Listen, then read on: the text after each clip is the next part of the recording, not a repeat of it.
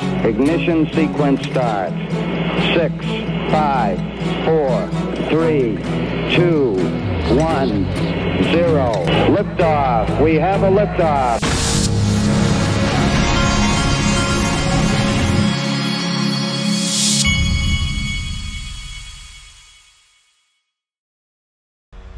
Hey everybody, this is the Digital Asset Investor, and I spoke to Brad Combs this morning, and he said that in order to not be in the situation he was in last year he sold out the tickets, and at the very end he had to, he was literally turning people away after they sold out, and he's trying to prevent that. So what he's going to do is he wanted to let everybody know he's going to go up on the prices on April 25th so that anybody that was planning on buying a ticket will go ahead and do it, so that he's not dealing with that at the end there. So what I did is I put together a really good video here. This is the song "Time to Say Goodbye" from is it Sarah Brightman and Andrea Bocelli? Am I saying that right? Andres Bocelli. I don't remember how to say his name. Sorry. But anyway, I can't play it because that's copyright stuff, but I wanted to at least show you. Those are the fountains at the Bellagio. So if you've been wanting to go to Vegas, or you just want to, or you've been thinking about going to XRP Las Vegas, go click on these links. That you can get your tickets. VIP's already sold out. There's a few general admission left, and I think there's a few. Don't quote me, but I think there's a few of the party tickets left. Brad Combs on XRPLasVegas.com. He does have discounted MGM Grand tickets, hotel room, discounted rooms. There's a link to that on his website. There's also a link to the benefit dinner. Now, if you're in DAIXRP.com, go in there. I've got a link at the top that's a discount on the general admission tickets, and then I've got also I've got another discount. I can't say what it's on, but there's another discount in there that's like a $200 and something discount for one of the other things. All right. Now we had the market crash yesterday, and I was like everybody else. I'm like, oh, okay, well, what's going on here? Well, I think this article pretty much captures, and a lot of people don't know this. When I saw the market go down yesterday, I was seeing at the same time a lot of the stuff going on in Israel and Iran and all that. There was like drone attacks and all kinds of stuff. So I thought that maybe it was tied to that, and I think it is partially. But this article right here, I think, hits the nail on the head. Because we've had a run up in Bitcoin, and because we've had a run up in a lot of these digital assets this year, April 15th is the tax deadline. This happens anytime there's been a run up and asset prices have gone up a lot. A lot of times people do their tax selling when it gets close to the 15th. Their accountants are advising them they got to sell something or whatever, or they're not necessarily advising them, but they know they got to sell something so they can cover the taxes for the previous year, and they've made money on Bitcoin and some of these other things. So this happens almost every year. This happens if you've had a good market, especially leading into April 15th. That's a good thing if you know what you. For me, it's a good thing, because what I'll do, I've got money that I'm trying to get in position before the market goes back up, so I can buy more XRP. And that's just how I look at it. Look, anytime, the way I see things, anytime the market is going down for any reason other than what I know XRP is for and what the future holds for XRP, that's a buying opportunity for me. That's the way I look at it. All right. Ashley Prosper put out a tweet I wanted to cover, but first I wanted to cover her corrections of the tweet. There's no settlement conference scheduled for April 16th, and the XRP escrow unlock has been explained. But the rest of the threads, what I wanted to show you, is the Ripple, because there's a lot of speculation, wild and crazy speculation, which we do on this channel because we're in crypto. That's what crypto is speculation. It is wild speculation. Is the crypto case over? Let me count the ways. Second Circuit says no SEC disgorgement where no factual or no financial loss was suffered.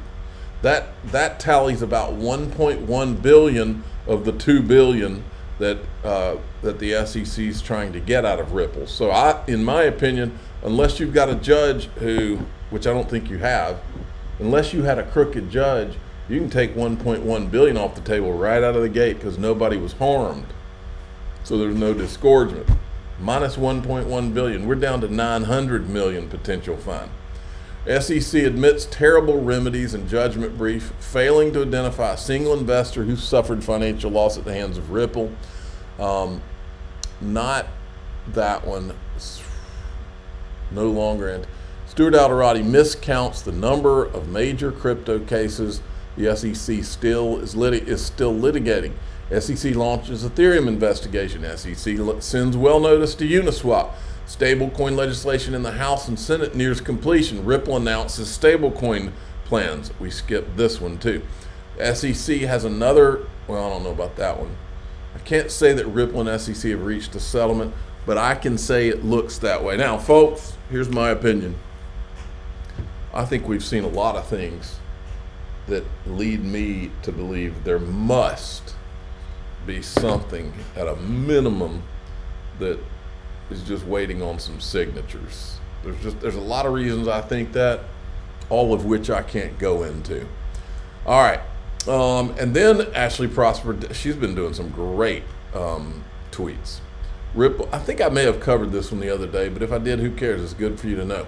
Ripple only needs 9 more money transmitter licenses, so I emailed and called the remaining 9 states. 5 responded. Here's what they said. Texas, Ripple money transmitter license is pending approval. New Jersey, Ripple-owned Standard Custody and Trust had an application pending in the state for some time.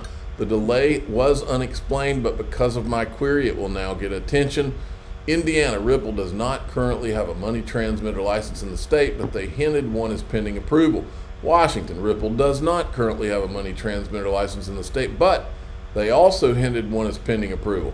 Florida, Ripple had an application in Florida, but it was withdrawn in March 2023. They said this was a technical withdrawal due to not receiving a response from the company. Massachusetts, no answer. North Carolina, Tennessee, Virginia, no answer. Map has been updated. Interesting stuff. All right, here's a clip going around from Brad Garlinghouse that's interesting. He's on the stage with CEO of PayPal. On a roller coaster, when you hear Brad is the best dressed in the entire room right now, so I just point that out. I like by the way, you're in San Francisco and you've kept it formal.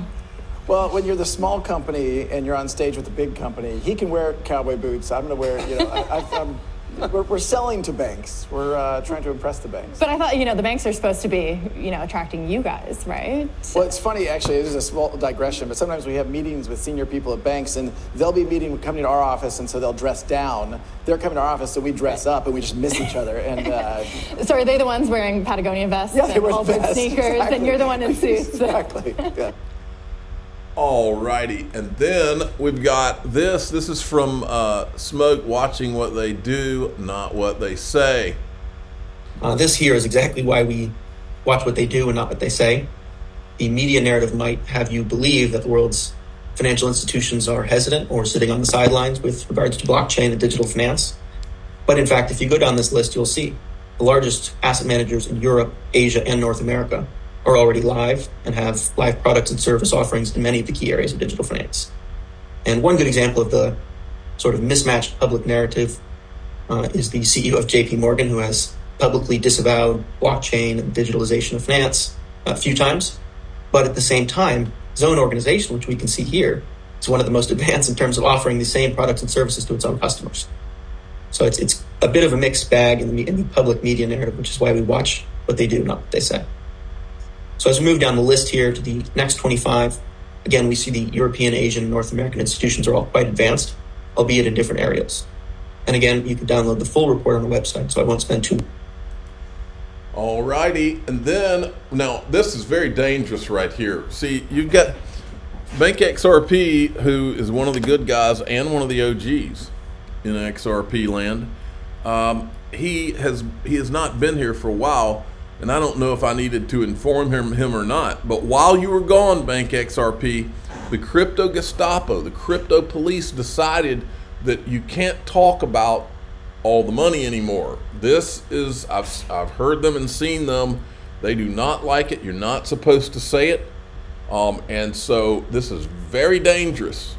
You may have been around long enough for the crypto Gestapo to leave you alone, but don't worry, never fear. The digital asset investor is here to show it anyway, no matter what the cancel culture, crypto police, crypto Gestapo think. What is Interledger's total addressable market size?